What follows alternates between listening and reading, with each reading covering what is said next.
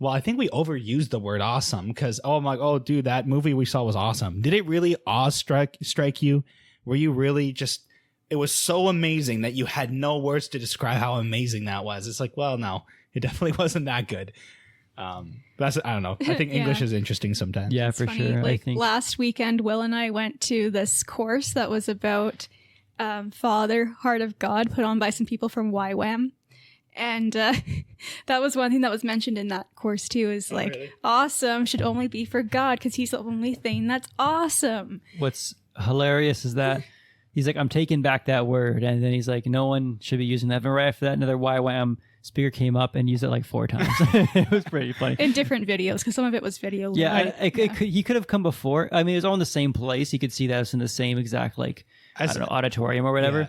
But like, he could have come before, he could have come after, but like, it was in his script. He just said, you guys are awesome or something Turn to like your neighbor that. and say how awesome Well, they are. what? You're awesome. As silly as it may seem, I don't actually mind the idea of keeping a couple of words reserved for God. I think that'd be kind of cool. Yeah. Yeah, and I think that's fine. I think the fact that we've become relaxed in our culture might just speak to how secular we're becoming.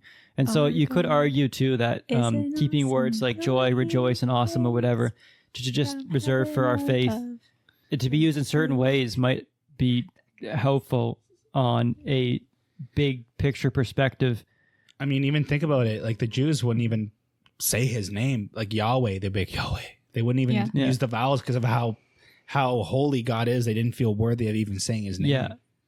Yeah, that's true, eh? Yeah, that's true. And I think also like the less articulate we become as a culture, like the looser we become with everything and just kind of just using everything flippantly and not really caring, not holding anything sacred, it might be unhealthy if it goes too far one way. So I would agree with that. Mm-hmm. yeah.